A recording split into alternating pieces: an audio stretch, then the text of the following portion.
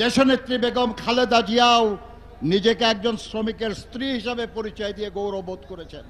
যে রাস্তার উপর আপনারা বসে আছেন, এই রাস্তা তৈরি করেছে কে? শ্রমিকরা না?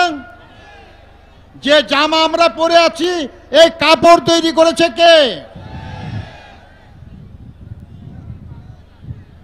যে মঞ্চে দাঁড়িয়ে বক্তব্য রাখছে, এটা কে তৈরি করেছে? যে মাইকে কথা বলছি, কে তৈরি করেছে? যারা ক্যামেরায় ছবি তুলতেছেন, এটা তৈরি করেছে কে? যা আমরা খাই, সে খাদ্য তৈরি করে কে? যাতে করে আমরা লেখাপড়া করি, সেই খাতা কলম পেন্সিল বই তৈরি করে কে? বন্ধুরা আমার, এই যে জীবনের সর্বক্ষেত্রে সবকিছু যাদের হাতের ছোঁয়া ছাড়া তৈরি হয় না, সেই শ্রমজীবী মানুষই দেশের সবচেয়ে দুর্ভাগা মানুষ, সবচেয়ে অধিকার বঞ্চিত, সবচেয়ে নিপীড়িত, সবচেয়ে নিগৃহীত এবং সবচেয়ে বঞ্চিত মানুষ। কেন আমরা বঞ্চিত? একটাই কারণ, আমরা ঐক্যবদ্ধ না। আজকে মহান মে দিবসের আমরা আলোচনা করছি। মহান মে দিবসের ইতিহাস হলো ঐক্যবদ্ধ শ্রমিকের লড়াইয়ের বিজয়ের ইতিহাস।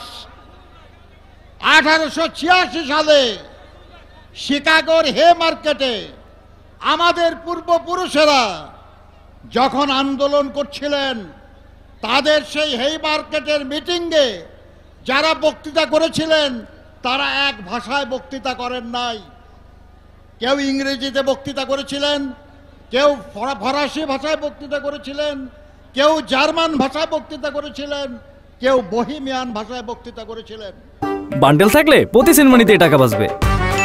বিকাশ সেনমানি বান্ডেল কিনে জিতুন প্রতি লেনদেনে। তারা বিভিন্ন জাতির মানুষ ছিলেন, যারা বক্তৃতা করেছিলেন এবং যারা ফাঁসির মঞ্চে জীবন দিয়েছেন, তারা সবাই সাদা মানুষ ছিলেন না। তারা কেউ সাদা ছিলেন, কেউ কালো ছিলেন, কেউ ছিলেন আমাদের মতো পীতবর্ণের মানুষ। তারা যদি শ্রমজীবী মানুষের কল্যাণের জন্য, তাদের অধিকার আদায়ের জন্য, তাদের জাতি, তাদের ভাষার ঊর্ধ্বে উঠে ঐক্যবদ্ধ হয়ে আমাদের জন্য দৃষ্টান্ত স্থাপন করতে পারে, তাহলে আমরা কেন বিভিন্ন জেলার মানুষ, বিভিন্ন শিল্পের মানুষ, বিভিন্ন প্রতিষ্ঠানের মানুষ, আমরা কেন ঐক্যবদ্ধ হতে পারি না? আর যদি আমরা হতে না পারি, তাহলে মিছামিছি এই মে দিবসের আয়োজন, মিছামিছি আমরা মে দিবস জিন্দাবাদ বলি, আমরা তো তাদের থেকে শিখলাম না কিছু। কাজেই মে দিবস পালনের সঙ্গে আমাদেরকে এই কথাটা শিখতে হবে যে তারা যেমন তাদের ধর্ম, তাদের বর্ণ, তাদের ভাষা, তাদের জাতীয়তার ঊর্ধ্বে উঠে ঐক্যবদ্ধ হয়ে তাদের দাবি আদায় করতে পেরেছিলেন, আমাদেরকেও তেমনি সকল ভেদাভেদের ঊর্ধ্বে উঠে ঐক্যবদ্ধ হয়ে আমাদেরকে জিততে হবে। আমাদের দুর্ভোগ বন্ধ করতে হবে, আমাদের সমস্যার সমাধান করতে হবে। শ্রমজীবী মানুষ চাইলে পারে না এমন কিছু নাই। আপনারা আজকেও গান শুনেছেন, জন হেনরির গান, মেশিনের সাথে পাল্লা দিয়েও জিতেছিল সে। আমরা পাল্লা দিয়ে জিততে পারি, কিন্তু তার জন্য প্রয়োজন ঐক্য এবং সংহতি। আমাদের দেশের নাম করা যত রাজনীতিবিদ প্রায় সবাই শ্রমিক আন্দোলনে যুক্ত ছিলেন।